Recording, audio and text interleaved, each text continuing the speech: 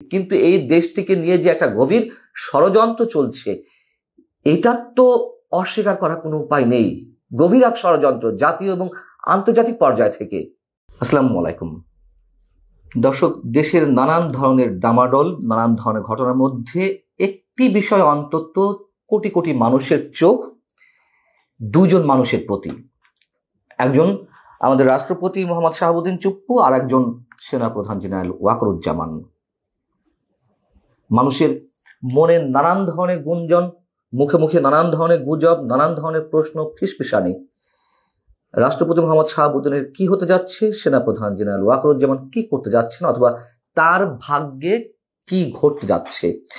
এবং সাম্প্রতিক সময় অর্থাৎ গত 3 দিন ধরে এই গুঞ্জনটি প্রকট আকারে ধারণ করেছে। যখন আওয়ামী লীগকে নিষিদ্ধ করা হলো, আওয়ামী লীগকে নিষিদ্ধ করার বিষয়ে সরকার এখনই এরকম একটি সিদ্ধান্ত নেবে, মানুষের ধারণার বাইরে ছিল। যখন এই ঘটনাটা ঘটল, তারপর থেকেই এই দুই ব্যক্তি সম্পর্কে নানান ধরনের গুঞ্জন। তো 3 দিন আগে সেনাপ্রধান জেনারেল ওয়াকারুজ্জামান বঙ্গভবনে গিয়েছিলেন, এটা সত্য কথা। এটিকে কেন্দ্র করে একটি পক্ষ বলার চেষ্টা করছেন তিনি সামরিক কূ ঘটানোর জন্য সেনা সমাবেশ ঘটিয়েছিলেন বঙ্গভবনে। কারা এই বিষয়টি বলছেন? যারা সেনা প্রধানকে যে কোনো হোক চাকরিচ্যুত করাতে চান। সেনাপ্রধান শেখ হাসিনা নিয়োগকৃত, তাকে দিয়ে বিশ্বাস নেই, তিনি যে কোনো সময় যে কোনো ধরনের ঘটনা ঘটিয়ে ফেলতে পারেন, তাই এখনই সময় তাকে বরখাস্ত করার। তারা বলছেন যে জেনারেল ওয়াকার সামরিক কূ ঘটানোর জন্য এই কাজটি করেছেন। তবে সেনাবাহিনীর জুনিয়র কর্মকর্তাদের প্রবল আপত্তির মুখে তিনি সেই সিদ্ধান্ত থেকে সরে আসেন। আরেকটি পক্ষে বলছেন যে তাকে বরখাস্ত করার যাবতীয় কর্মকাণ্ড হাতে নেওয়া হয়েছিল, সেভাবে সরকারের প্রস্তুতি ছিল। প্রস্তুতির অংশ হিসেবে প্রধান উপদেষ্টা কার্যালয় থেকে একটি চিঠি নাকি রাষ্ট্রপতি দপ্তরে গেছে, যেটা সেনা প্রধানকে চাকরিচ্যুত করার জন্য, এবং সেখানে রাষ্ট্রপতি যাতে স্বাক্ষর করা হয়। এই কথা শুনে, এটি পুরনো কথা, তারপরেও আমি একটু মেলানোর জন্য তাদের সামনে তুলে ধরছি বিষয়টা আসলে কি। তো এই বিষয়টি যখন সেনাপ্রধান জানতে পারলেন, তার পক্ষ হয়ে বিমান বাহিনী প্রধান এবং নৌবাহিনী প্রধান সহ 10th ডিভিশনের জিওসি সহ আরো কয়েকজন উচ্চপদস্থ সামরিক কর্মকর্তা এটি ঠেকানোর জন্য বঙ্গভবনে যান, এবং একটা সময় সেনাপ্রধান নিজেই তাদের সঙ্গে যুক্ত হন। তারা সেখানে উপস্থিত হয়ে রাষ্ট্রপতিকে কনভিন্স করেছেন যাতে ওই চিঠিতে স্বাক্ষর করা না হয়, এবং তারা সেটিতে সফল হয়েছেন। অর্থাৎ এই দুই ঘটনার যেটিই হোক, কিছু একটা ঘটেছে, এটা নিশ্চিত।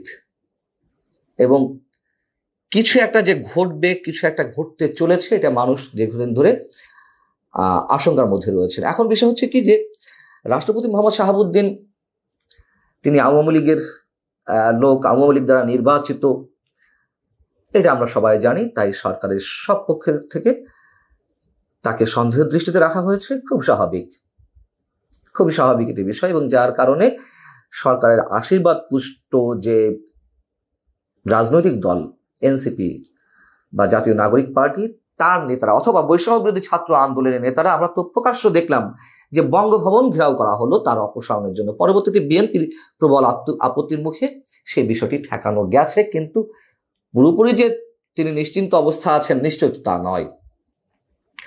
আর সেনাপ্রধান পড়েছেন উভয় সংকটে, এটিও পুরনো কথা। আওয়ামী লীগের একটি বড় অংশ, 80% নেতাকর্মী মনে করেন যে তিনি বিট্রে করেছেন শেখ হাসিনার সঙ্গে, এবং তিনি এই সরকারের হয়ে কাজ করছেন। অর্থাৎ আওয়ামী লীগের একটি বড় অংশের চোখে যেমন তিনি চক্ষুশূল, ঠিক একইভাবে আবার সরকারের মধ্যকার একটি প্রভাবশালী বড় অংশের সন্দেহের মধ্যে সেনাপ্রধান যে কোনো কিছু ঘটিয়ে ফেলতে পারেন যে কোনো সময়। সামরিক কূ করে তিনি বর্তমান সরকারে বিদায় দিতে পারেন, বা নিজের হাতে ক্ষমতা নিয়ে নিতে পারেন। বিষয়টি হচ্ছে যে এই যে সন্দেহ বিশ্বাসের দোলাচল, সবকিছুর পেছনে পাল্টা যুক্তি থাকতে পারে, কিন্তু বাস্তবতা এটাই সাধারণ মানুষ এখনো মনে করেন সেনাপ্রধান রাইট ট্র্যাকে আছেন এবং সেনাপ্রধান এই মুহূর্তে সবচেয়ে বেশি বাংলাদেশের 18 কোটি মানুষের মধ্যে সবচেয়ে বেশি ভালনারেবল অবস্থায় রয়েছেন, জীবন ঝুঁকির মধ্যে রয়েছেন, এটাও সত্য কথা।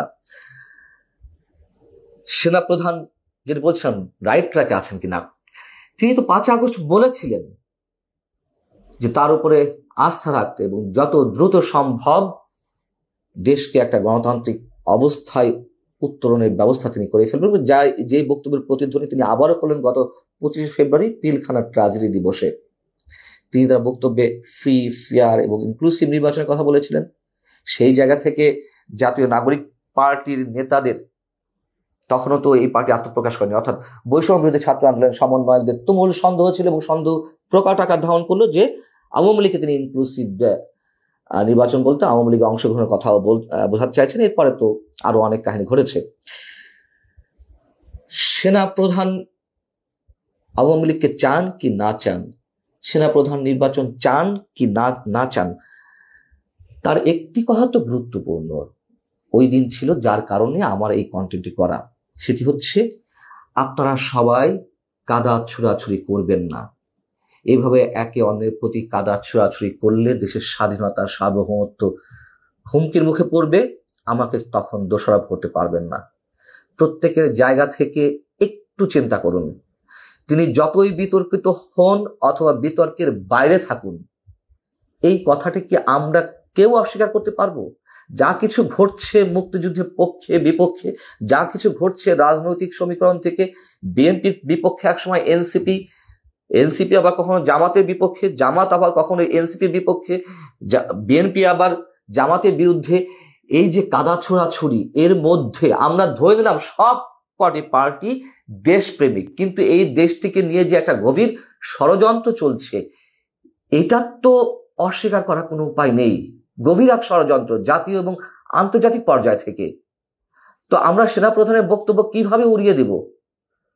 আমি সেনাপ্রধানের বিপক্ষে অবস্থান নিলেও তার এই বক্তব্যগুলোকে আমি কিভাবে অ্যাভয়েড করব? এগুলো তো দৃশ্যমান। এবং সর্বশেষ করিডোর ইস্যুতে যা কিছু শুরু হয়েছে, মানুষের মনে নানান ধরনের শঙ্কা, এবং করিডোর ইস্যুতে সেনাবাহিনী সেনাপ্রধানের নেতৃত্বে অবিচল রয়েছে দেশের সার্বভৌমত্ব রক্ষায়, তারা করিডোর দিতে চাইছে না, এগুলো আমরা শুনতে পাচ্ছি। যদিও শুনতে পেয়েছি যে বিভক্তির সৃষ্টি হয়েছে, কেউ কেউ চাইছেন যে না, সরকার যা চাইছে বা করিডোর দেওয়ার চিন্তা ভাবনা বা প্রাথমিক সিদ্ধান্তের পর্যায়ে গেছে, সেটির সঙ্গে একমত। কিন্তু পরবর্তীতে আবার শুনলাম যে না, সবাই সেনা সদস্যরা সবাই সেনা প্রধানের নেতৃত্বে অবিচল যে দেশের সার্বভৌমত্ব রক্ষায় যতই ঝুঁকি আসুক না কেন তারা সেটির পক্ষে থাকবে। এবং সর্বশেষ যেটি জানা গেল, আমি নিশ্চিত নই যে যুক্তরাষ্ট্র যেহেতু করিডোরটি চাইছে, যুক্তরাষ্ট্র তার যে সফরটি ছিল মার্কিন যুক্তরাষ্ট্রে সেটি ক্যান্সেল করা হয়েছে, অর্থাৎ যুক্তরাষ্ট্র তার বিরুদ্ধে অবস্থান নিচ্ছে বা নিয়েছে। খুব স্বাভাবিকভাবেই এখন মানুষের মনে দুজন মানুষকে নিয়ে নানান ধরনের ফিসফেশনি মুখে মুখে। কি হতে চলেছে, আসলে কি হতে চলেছে আমরা এখনো নিশ্চিত নই। নানান জায়গা থেকে, নানান কর্নার থেকে নানান ধরনের কথাবার্তা শোনা যাচ্ছে, নানান ইঙ্গিত পাওয়া যাচ্ছে। আমি আসলে শক্ত কোনো রেফারেন্স ছাড়া এই মুহূর্তে আর কোনো মন্তব্য করতে চাই না। আল্লাহ হাফিজ, ভালো থাকুন।